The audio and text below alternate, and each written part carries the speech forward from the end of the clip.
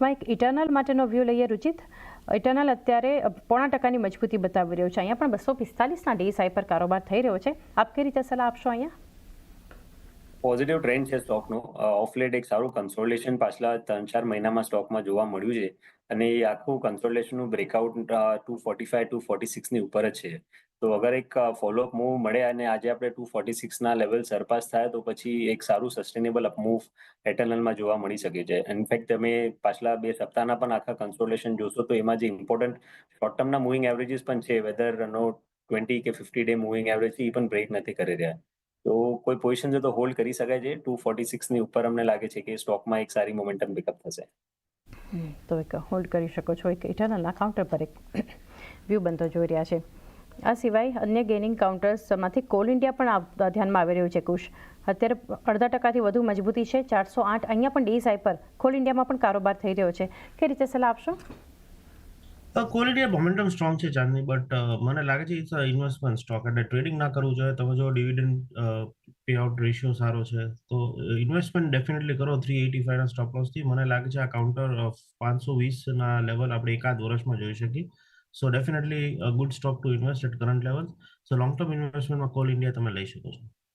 Investment માટે લઈ શકો છો, ટ્રેડિંગ માટે નહીં. 520ના ટાર્ગેટ એક વર્ષમાં કોલ ઇન્ડિયા બતાવી શકે છે. અલ્ટ્રાટેક સિમેન્ટ માટે રુચિત વ્યૂ લઈએ. 0.5%ની મજબૂતી અત્યારે સ્ટોક પર છે. 11,980 DSIના લેવલ પર જ અત્યારે કારોબાર અહીંયા પણ થઈ રહ્યો છે. કઈ રીતે સેટઅપ જોઈ રહ્યા છો અલ્ટ્રાટેકનું? ઓવરઓલ એક કન્સોલિડેશન સારું સ્ટોકમાં થઈ ગયું છે, પણ આ સ્ટોકનું હું થોડુંક પોઝિશનલ પર્સપેક્ટિવથી જોવાની સલાહ આપીશ. એકદમ ટ્રેડિંગ પર્સપેક્ટિવથી કોઈ સિગ્નિફિકન્ટ ટ્રેન્ડેડ ફેઝ લાગતો નથી. પણ યસ, એનો નીચે ડાઉનસાઇડ ઘણું લિમિટેડ લાગી રહ્યું છે. નીચે 11,200, 11,400 જ્યારે બી કરેક્શન આવી રહ્યા છે તો એ સ્ટ્રોંગ સપોર્ટ બેઝ આ સ્ટોક માટે બન્યું છે. અને ઉપર 12,200થી 300 એક રેઝિસ્ટન્સ ઝોન છે જે પ્રીવિયસ સ્વિંગ છે, એની ઉપર સ્ટોકમાં પછી મોમેન્ટમ પિકઅપ થશે. પણ આ સ્ટોકનો હું સલાહ આપીશ કે જે અગર થોડુંક મિડ ટર્મ વ્યૂ હોય, કેનેક્સ મે બી 6-1 મહિનાનો વ્યૂ રાખી શકતા હોય તો અલ્ટ્રાટેક સિમેન્ટમાં કરંટ લેવલ્સથી સારી અપમૂવ કે સારા રિટર્ન્સ એક્સપેક્ટ કરી શકાય છે. તો ખરીદારી કરવાની સલાહ રહેશે, પણ મોર સ્ટોકની પોઝિશનલ પર્સપેક્ટિવથી ખરીદારીની સલાહ. એક વ્યૂ બનતો જોઈ રહ્યા છે હાલ એક અલ્ટ્રા સિમેન્ટના કાઉન્ટર માટે. આગળ નજર કરીએ તો ઇન્ડસઇન્ડ બેંક ખાસ ફોકસમાં છે આજે, કારણ કે હવે વિવાદિત બેંક બની ગઈ છે. ફરી MFI લોન બુકને લઈને એક મોટી વાત જે છે ખાસ કરીને આવી છે અને ખોટી રીતે વ્યાજની એન્ટ્રી કર્યાના સમાચાર આજે આવ્યા છે. આ અંગે શું વિવાદ છે એ સમજીએ નીરજ કંસારા પાસેથી. નીરજ, કઈ રીતે ડિટેલ્સ છે અને શું આજે આ વિવાદ ફરી આવતો દેખાડી રહ્યો છે બેંક માટે? જો ખાસ કરીને આમ તો જ્યારે આપણે અગાઉ ડેરિવેટિવ લોસની વાત કરી હતી ત્યારે જે કે MFI બુકની અંદર પણ થોડાક લોસીસ હોવાના કે કોઈક ડિસ્ક્રિપન્સી હોવાના આપણને સમાચાર સામે આવ્યા હતા. પરંતુ જે વિસલ બ્લોઅરની કમ્પ્લેન હતી અને ઇન્ટરનલ ઓડિટ ડિપાર્ટમેન્ટ છે એમના દ્વારા હવે એક અહેવાલ આપવામાં આવ્યો છે. ખાસ કરીને 8 મેના રોજ આ MFI બુકને લઈને જે અહેવાલ આપવામાં આવ્યો છે અને એની અંદર જણાવવામાં આવ્યું છે કે FY25 એટલે કે ગયા નાણાકીય વર્ષનું જે પહેલા 3 ત્રિમાસિક હતા એની અંદર લગભગ 674 કરોડનું વ્યાજ ખોટી રીતે એન્ટ્રી કરવામાં આવી હતી અને એને લઈને ખાસ કરીને આપણને એક ચિંતા ઊભી થતી જોવા મળી છે. જોકે એ એન્ટ્રીને ફરી પાછી 10 જાન્યુઆરીના રોજ રિવર્સ કરી લીધી હતી, પરંતુ ઇન્ટરનલ ઓડિટ કમિટીએ જે આ રિપોર્ટ આપ્યો છે એને લઈને અત્યારે આપણને ફ્રેશ એક નવો વિવાદ આવતો જોવા મળી રહ્યો છે. આ હવે જો અત્યાર સુધીમાં આપણે જોઈએ ઇન્ડસઇન્ડ બેંકના જે વિવાદો સામે આવ્યા છે થોડા સમય પહેલાં, એટલે કે લગભગ જાન્યુઆરી કે માર્ચ મહિનાની અંદર CFOએ રાજીનામું આપી દીધું હતું. ત્યારબાદ 27 એપ્રિલે બેંકે ડેરિવેટિવ પોર્ટફોલિયોમાં ગડબડીની વાત સ્વીકારી હતી અને લગભગ 1960 કરોડના ડેરિવેટિવ પોર્ટફોલિયોમાં ગડબડી સામે આવી હતી. જ્યારે શરૂઆતમાં આપણને જે આ સમાચાર સામે આવ્યા હતા ત્યારે લગભગ કુલ નેટવર્કના અમુક પર્સન્ટેજ લગભગ 2% જેટલા એકવાર એક અસર પડવાની વાત સામે આવી હતી. પરંતુ 27 એપ્રિલે બેંકે 1960 કરોડનો એક આંકડો આપ્યો કે જેની અંદર ખાસ કરીને ગડબડી સામે આવી હતી. અને ત્યારબાદ શું થયું તો જુઓ 28 એપ્રિલે બેંકના ડેપ્યુટી CEO અને હોલ ટાઈમ ડિરેક્ટર હતા અરુણ ખુરાના, એમણે રાજીનામું આપ્યું. પછી નૈતિક જવાબદારી સ્વીકારીને 29 એપ્રિલે MD અને CEO સુમંતા કથપાલિયા હતા, એમણે પણ અહીંયાથી ઇન્ડસઇન્ડ બેંકની અંદરથી રાજીનામું આપી દીધું હતું. જોકે એમની પણ એ પહેલાં પણ એક વિવાદ એમાં એવો સામે આવ્યો હતો કે જ્યારે સુમંત કથપાલિયાનું એક્સટેન્શન માંગવામાં આવ્યું હતું RBI પાસે 3 વર્ષનું એક્સટેન્શન માંગવામાં આવ્યું હતું, પરંતુ RBI માત્ર 1 વર્ષનું જ એક્સટેન્શન આપ્યું હતું. એટલે ત્યારે પણ થોડીક ચિંતા થઈ હતી.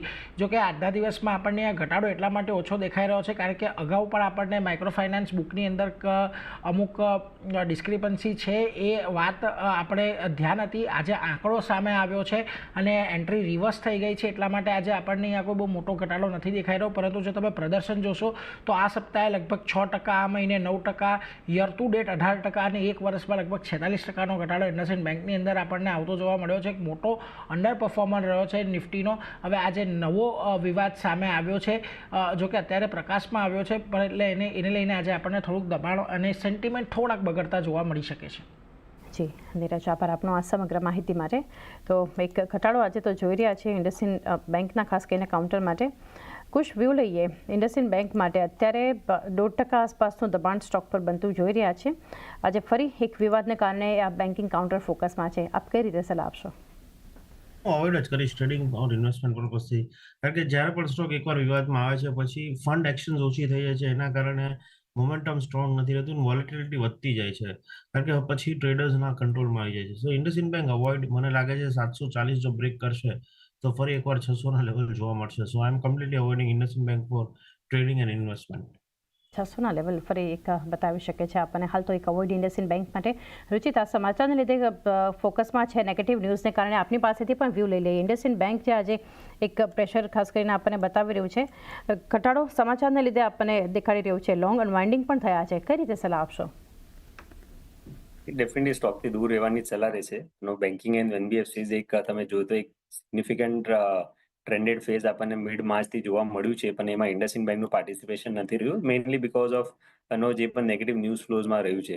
તો આઈ થિંક બીજા ઘણા સારા ઓપોર્ચ્યુનિટીઝ બેન્કિંગ એનબીએફસીઝમાં હજી પણ છે કે જ્યાં એક સારી અપમૂવ જોવા મળી શકે છે. તો આઈ થિંક આટલું રિસ્ક એવા સ્ટોકમાં લેવાનું હમણાં એટલા સેન્સ નથી બનતા. સો મે બી થોડાક લેટર જ્યારે થિંગ્સ કૂલ ઓફ થઈ જાય અને કોઈ પછી નવી રિન્યુડ બાઇંગ ઇન્ટરેસ્ટ જોવા મળે તો પછી આ સ્ટોકમાં આપણે ફરી રિવ્યુ કરી શકાય છે. પણ કરંટ લેવલ્સ ઉપર બેટર ઓપોર્ચ્યુનિટીઝ આ સ્પેસમાં બીજા ઘણા બધા સ્ટોક્સમાં છે. સો આ સ્ટોકને અવોઇડ કરવાની સલાહ રહેશે. અવોઇડ માટે વ્યૂ બંને એક્સપર્ટ્સ પાસેથી ઇન્ડસઇન્ડ બેંક પર મળતો જોઈ રહ્યા છે. અપોલો ટાયર્સ લિમિટેડ પર એક વ્યૂ લઈએ. કુશ, અત્યારે 2%ની મજબૂતી સ્ટોક બતાવી રહ્યું છે 490 આસપાસના લેવલ્સ પર જે છે આપણને અપોલો ટાયર ટ્રેડ થતું બતાવી રહ્યું છે. ગઈકાલે જે રીતે એક પરિણામ બાદની એક મજબૂતી, આજે પણ એક ફોલોઅપ એક્શન બતાવી રહ્યું છે. મિડકેપના ટોપ ગેનર્સ છે આ બધા કાઉન્ટર જે આપણે ચર્ચા કરીશું. અપોલો માટે કઈ રીતે વ્યૂ રહેશે અપોલો ટાયર્સ? ના, ડેફિનેટલી મને લાગે છે કે ક્યાંક ને ક્યાંક અપોલો ટાયર્સમાં સારી એવી તેજી આવી શકે છે. તમે જુઓ તો 505 સુધીના લેવલ જોવા મળી શકે છે. આ એક લો બીટા સ્ટોક છે, પણ definitely in a good momentum. So hold કરો 505ના ટાર્ગેટ માટે. સ્ટોપ લોસ નીચેની સાઈડ હવે ટ્રેલિંગ 485નો રાખવો જોઈએ. એક વ્યૂ 485 અને ટ્રેલિંગ સ્ટોપ લોસ રાખો અપોલો ટાયર્સ માટે. વધુ એક મિડકેપ ગેનર છે ઇરડાનું counter. Ruchit, volume based buying છે. ઇરડા અત્યારે જે લેવલ્સ બતાવી રહ્યું છે 170ના ડેઝ હાઈ ના કારોબાર આપણને બતાવી રહ્યું છે લેવલ્સ પર. કઈ રીતે આપ સલાહ આપશો? ત્યાં પણ બ્રોડલી આપણે જોયું છે કે આ સ્ટોકમાં પણ લોઅર લેવલ્સથી થોડીક રિકવરી આવી છે, પણ હજી વોલ્યુમ બેઝ બાઇંગ સ્ટોકમાં જોવા નથી મળી.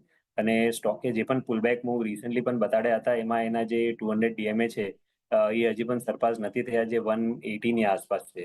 તો હાલ ફિલહાલ તો લાગે છે કે જસ્ટ એક પુલબેક મૂવ રહી શકે છે સ્ટોકમાં, પણ 180ની આસપાસ ફરીથી રેઝિસ્ટન્સ સ્ટોકમાં બનશે, જે ક્રોસ કરવાનું ઘણું ઇમ્પોર્ટન્ટ રહેશે.